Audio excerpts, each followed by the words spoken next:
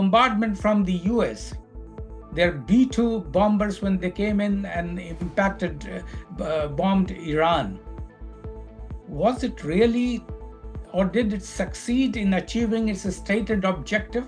And the Iranians also then had to act, and they did after a couple of days or after a day. But again, that was not to the maximum extent they would have gone. The Straits of Hormuz is still open. The oil markets in that case have not been that volatile had both the parties gone to the maximum extent. So there are big question marks right now, and the answer is not available with anyone. All conjectures, speculations are going on. It can impact profoundly. Now, it all depends upon how any conflict unfolds. And if you are referring to the current crisis, this crisis got all the potential to literally devastate the oil markets. There are many options available, many things happening at the same time. The involvement of the Americans, the bombardment of the Americans, the possibility of the Straits of Hormuz being blocked, how much Iran gets impacted, especially its nuclear assets. All these factors are going to impact the energy markets. Now, a lot of permutations and combinations are going on, especially since the American bombardment. And there are question marks going on right now. Did the Americans bomb Iraq without informing? No one knows the answer. Secondly, was that bombardment from the US, their B-2 bombers, when they came in and bombed Iran, was it really, or did it succeed in achieving its stated objective? And then there's a third question, was that really the objective, to completely annihilate the Iranian nuclear assets? Now, Iranians have said that they knew that this bombing is coming. And that means, and they have stated that they had removed at least some of their major assets. So it is not still very clear to what extent the Americans succeeded in achieving their stated objectives. So all said and done, there is a possibility that both Americans and the Iranians were in touch with each other through intermediaries, and they did not go all out very well.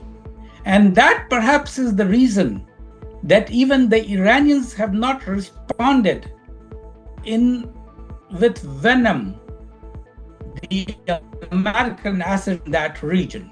For instance, you are talking of the bombing or the targeting of Al Udeid Air Base, Qatar, or Iraq. Now, all this indicate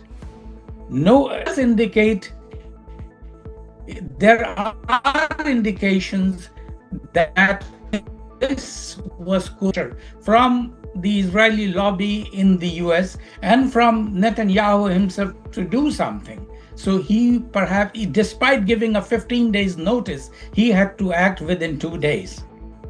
And the Iranians also then had to act, and they did after a couple of days or after a day. But again, that was not to the maximum extent they would have gone. The Straits of Hormuz is still open. The oil markets in that case have not been that volatile had both the parties gone to the maximum extent. So there are big question marks right now, and the answer is not available with anyone. All conjectures, speculations are going on. The world prices dropped by basically for the reason that the reaction from Iran was not that intensive as some could have anticipated. You see, Qatar, to a very great extent, has been friendly to Iran, and attacking the US base in Qatar also indicated perhaps to many that Qatar was already informed that this is going to happen. And when Qatar was informed, most probably and most possibly, even the US and Mr. Trump was also informed of it. So look at what devastation it has brought in Qatar. Not much, not a single death out there at the Al Udeid air base. So that is the reason the prices dropped, because the reaction was not to that extent as was anticipated.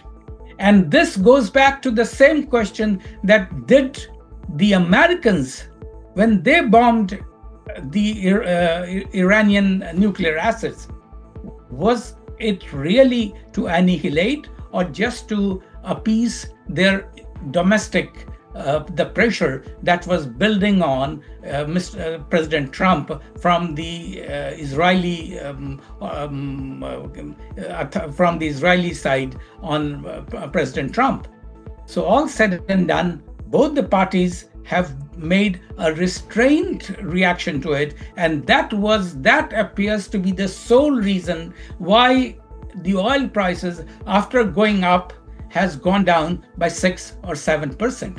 There is no other explanation of it except that the markets are taking it in stride, realizing that both parties are reacting to in a very restrained manner, and that the next steps could be much different from that of today. You see, the oil markets right now are still, despite all this upheaval, are still being controlled by fundamentals.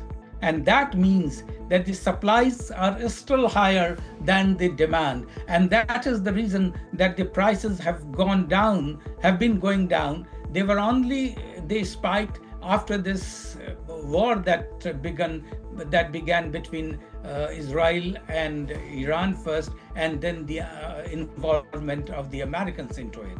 So if the oil markets are taking the cue that the oil prices may not go up much because the fundamentals are still strong, there is not much pressure on supplies. So until the beginning of the war between Israel and Iran some 10-12 days back, there were reports that the prices could go down even to $50 a barrel. Right now, they have gone down from 75, 76 to somewhere around 71, 72. So the prices have gone down, and if things settle down, as some are speculating, if the world goes back to negotiation table, as President Trump is suggesting, then there is every possibility that prices could drop by even further, could get back to the level where it was before the war, and if the trajectory continues, it could go down even somewhere around 50 or 60 dollar a barrel. The price right now, the markets are in a flux. They are waiting for the cue, and it all depends upon how this war or this battle of wits, as many are calling, unfolds over the next few days. But for this moment, the markets are taking it in their stride. They seem pretty confident that this war is not going to flare up much beyond where it is today.